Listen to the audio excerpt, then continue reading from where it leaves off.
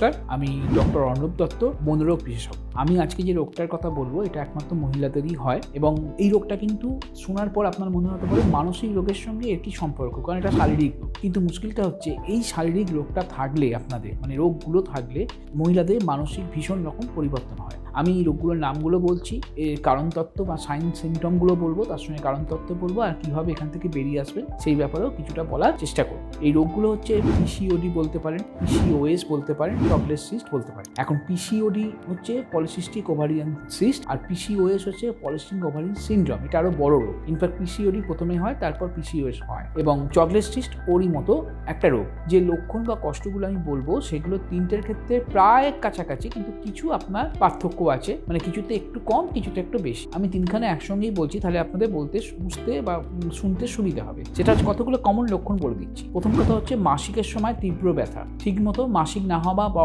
অনিয়মিত মাসিক হওয়া। অনেকের ক্ষেত্রে অতিরিক্ত রক্তস্রাব, অনেকের ক্ষেত্রে রক্ত হয় না, রক্ত বেরোই না প্রায়, কিন্তু প্রচুর ব্যথা করে। এছাড়া হচ্ছে কি সন্তান ধারণে অক্ষমতা, এটা একটা বিশাল বড় ব্যাপার। যারা বিবাহিত তারা চেষ্টা করছে। ফটলি হচ্ছে কি আপনার স্থূলতা, অসম্ভব স্থূলতা হয়ে যায়। এছাড়া আপনার আমাদের যে ইনসুলিন ব্লকার মতো কাজ করে, অর্থাৎ ইনসুলিনটা সেভাবে কাজ করতে দেয় না, ফলত আমাদের ডায়াবেটিস হয়ে যাওয়ার একটা সম্ভাবনা দেখা যায়। এছাড়া হচ্ছে গালে, বিশেষত ফেস যেটা আমরা বলি, গালের ত্বকে কালো কালো অনেক ছোপ দেখা যায়। সারা শরীরেই বেশি দেখা যায়, কিন্তু গালেতে বেশি দেখা যায়, এটা বিচ্ছিরি লাগে দেখতে। এছাড়া অতিরিক্ত যে গোঁপদাড়ি, ছেলেদের মতো গোঁপদাড়ি অনেকে গজিয়ে যায় বা অনেকে হালকা অনেকটা রেখা ফুটে ওঠে। এছাড়া আরও যেগুলো হয় সেটা হচ্ছে একটা টান টান শরীরের মধ্যে ভাব তৈরি হয়, একটা অস্বস্তি তৈরি হয়, পেট ব্যথা তো আছেই, ঘুমের সমস্যা হওয়া।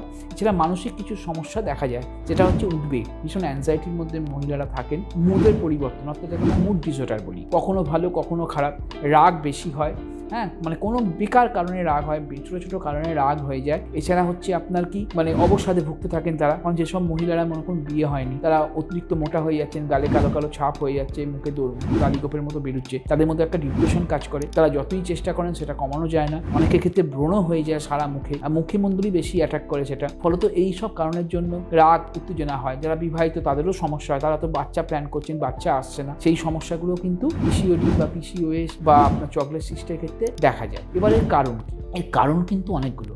একটা কিন্তু হচ্ছে আপনার জেনেটিক কারণ, অনেকের ক্ষেত্রে দেখা যায়, তবে জেনেটিক কারণটা আমরা কম পাই। আমরা যেটা পাই সেটা হচ্ছে লাইফস্টাইল প্রবলেম। এটা হচ্ছে লাইফস্টাইল ডিজিজ, অর্থাৎ অতিরিক্ত জাঙ্ক ফুড খাওয়া, অসময়ে ঘুমানো, ঘুম সময় কম হওয়া, নেশা করা, বিশেষ করে যে নেশাই হোক, সিগারেট হোক, গাঁজা হোক, মদ হোক, ড্রাগস হোক, যে কোনো নেশা করলে কিন্তু এটা অনেক বেড়ে যায়, বা যাদের ছিল না তাদের তৈরি হয়ে যায়। এবং যারা মনে করুন খুব বসে বসে সময় কাটায়, সারাদিন মোবাইল ঘাঁটছে, কোনো কাজকর্ম, সেক্ষেত্রে হয় শরীরকে না খাটানো, অতিরিক্ত স্ট্রেস, আমি যা বললাম ঘুমের অভাব।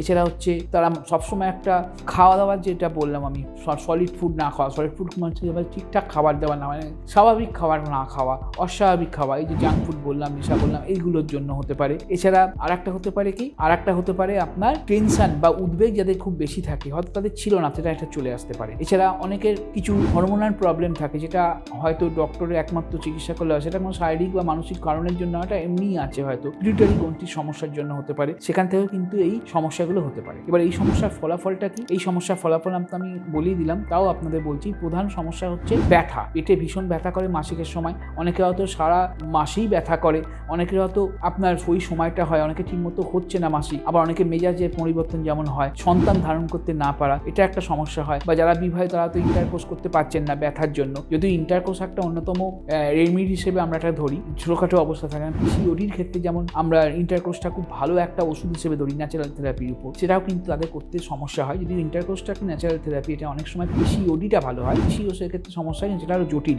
পিসিওএসের ক্ষেত্রে আপনার যেটা হয়, পুরুষদের হরমোন তাদের শরীরে বেড়ে যায়, গোমদারিটা বেশি হয়, ব্যথাটা অনেক বেশি থাকে। এইবার ব্যাপারটা হচ্ছে কি, আপনি কিভাবে এখান থেকে ভালো হবেন? দেখুন, ভালো হওয়ার জন্য কিন্তু অবশ্যই আপনার ডক্টরের সাহায্য লাগবে। আমি যেহেতু হোমিওপ্যাথি করি, আমি মোটামুটি বলতে পারি হোমিওপ্যাথিতে অনেক ওষুধ আছে যেগুলোতে আপনাকে খুব সুস্থ, স্বাভাবিকভাবে সুস্থ করে দেবে অপারেশন ছাড়া। কারণ পিসিওডি বা পিসিওএস বা চকলেট সিস্টের ক্ষেত্রে সাধারণত অস্ত্রোপচার করতে হয়, এবং কিছু ক্ষেত্রে স্টেরয়েড হয়তো দেন অন্য ডক্টররা, কিন্তু আমাদের হোমিওপ্যাথিতে সেরকম সাইড এফেক্ট ছাড়া প্রচুর ওষুধ আছে, যেটাতে আপনার কিছুদিন হয়তো কন্টিনিউ করলে পিসিওডি, পিসিওএস বা চকলেট সিস্ট সম্পূর্ণ ভালো হয়ে হয়ে যায়। কিন্তু তাকে একটা সময় দিতে হবে, তার সঙ্গে হেলদি লাইফস্টাইল করতে হবে, ঘুম ভালো রাখতে হবে, নেশা করা যাবে না, জাঙ্ক ফুড বেশি খাওয়া যাবে না, নর্মাল মানে আমরা পুষ্টিকর সহজপাচ্য খাবার খেতে হবে, অন্তত রোদে থাকতে হবে তাকে 1-1.5 ঘন্টা, তাকে শারীরিক কসরত অর্থাৎ আমরা আজকে হাঁটা বলুন কি জগিং বলুন কি অ্যারোবিক্স বলুন যে কিছু একটা আপনার যুক্ত হতে হবে, মন ভালো রাখতে হবে এবং তার সঙ্গে নিয়মিত কাউন্সেলিং করতে হবে,